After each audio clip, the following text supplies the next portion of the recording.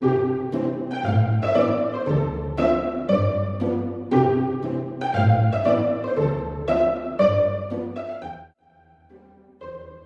umaga, iho.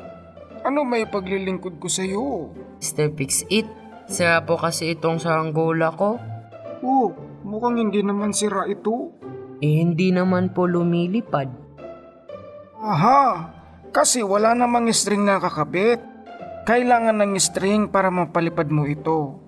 Para mahawakan at hindi mawala pag lumakas ang hangin. Sandali lang. Alam ko meron akong string dito.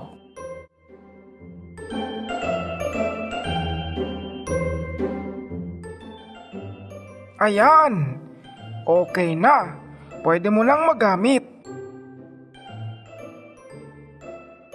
Yay! Thank you po, Mr. Fix-It. Walang anuman, iho. Enjoy!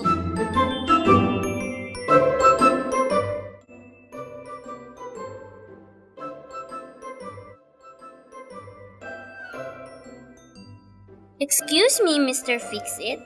Sira po itong bagong iPhone na binili ko. Patingin nga. Hindi naman ito sira, iha. Pero hindi naman po ako makapag-Facebook o makatawag sa Messenger. Kailangan kasi, iha, nakabukas ang LTE data mo. At may load ka para may koneksyon.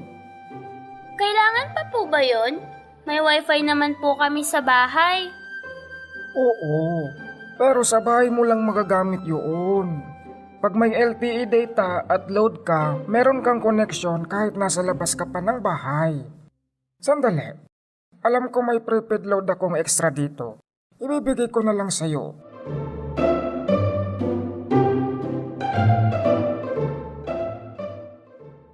Ayan, iha. Okay na. Yay!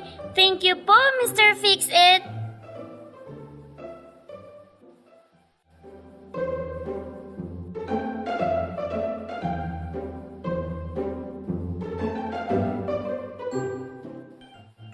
Oh, may paparepair ba kayo?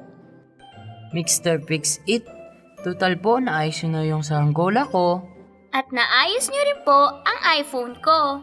Naisip po namin na baka pwede nyo rin po ayusin itong missionary namin. Nasira po yata.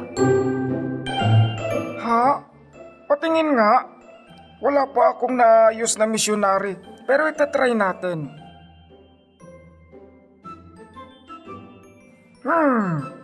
Wala naman itong problema. Hindi naman ito sira. Pero hindi naman po siya gumagana. Wala naman pong nangyayari dito. Wala ring mass conversions o nationwide revival.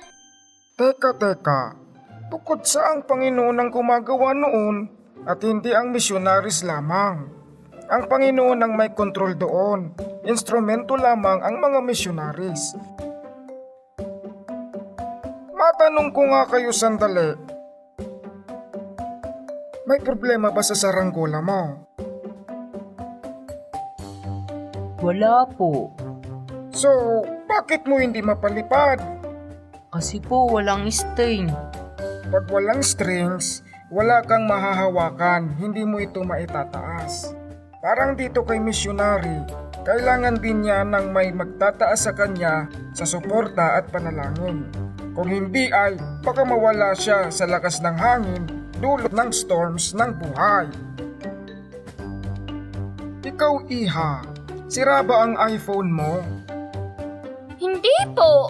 So, bakit hindi ka makapag-internet? Kasi po, walang connection at network.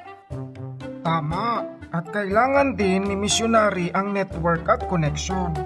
Oo, kaya niyang manalangin at sasagutin ito ng Panginoon. Pero hindi ba mas maganda kung marami siyang kasama na nananalangin para sa kanya at sa mission field kahit na nasa malayong lugar? Mukhang mas maganda nga po yun.